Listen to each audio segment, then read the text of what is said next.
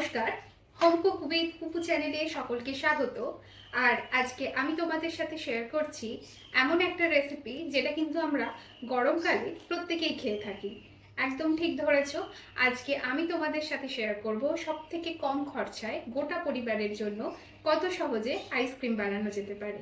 তাহলে চলো রেসিপিটা দেখে নেওয়া যাক। আগে দেখে নিচ্ছি উপকরণে কি কি লাগছে। তো উপকরণে লাগছে 500 গ্রাম লিকুইড দুধ, 1 বাটি চিনি, হুইপ ক্রিম আর কাস্টার্ড পাউডার, টুটি ফ্রুটি।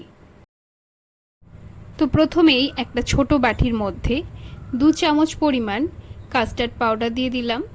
এইবার কড়াইতে 1/2 লিটার দুধ ঢেলে এটাকে একবার ফুটিয়ে নিচ্ছি।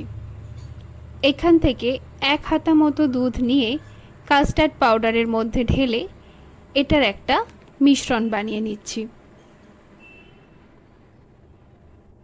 মিশ্রণটা ঠিক এইরকম হবে যেন এর মধ্যে কোনো দানা পাকানো অংশ না থাকে।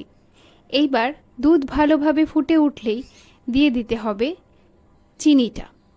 চিনি দিয়ে দুধটাকে এতটাই ফোটাতে হবে যাতে দুধের পরিমাণ হাফ হয়ে যায়।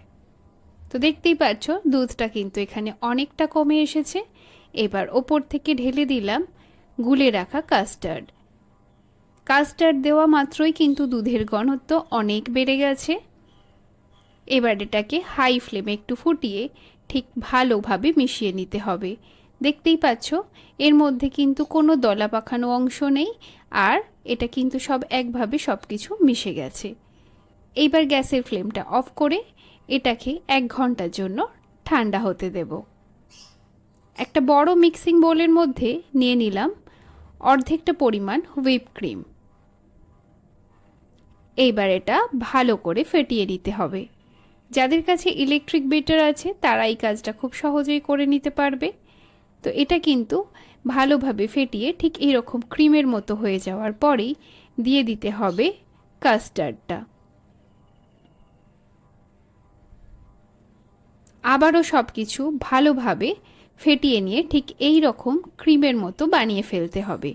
তো এখানে মিশ্রণটা দেখতেই পাচ্ছ, খুব বেশি মোটাও না আবার খুব একটা পাতলাও না। আমি এর মধ্যে দিয়ে দিলাম ওপর থেকে কিছুটা টুটি ফ্রুটি। আবারও এগুলো ভালোভাবে মিক্স করে নিচ্ছি।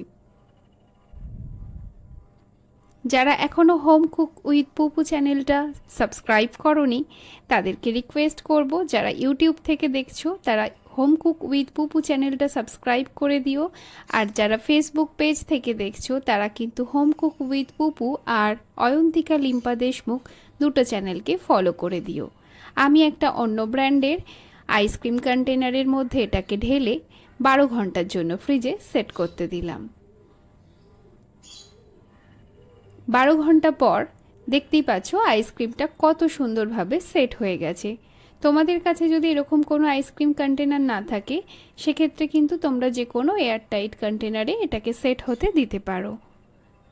এইবার এটাকে এইভাবে কেটে তোমাদেরকে তুলে পরিবেশন করে দেখাচ্ছি। আমার কিন্তু এই 1 কন্টেনার আইসক্রিম বানাতে সব মিলিয়ে 80 থেকে 100 টাকা খরচা হয়েছে।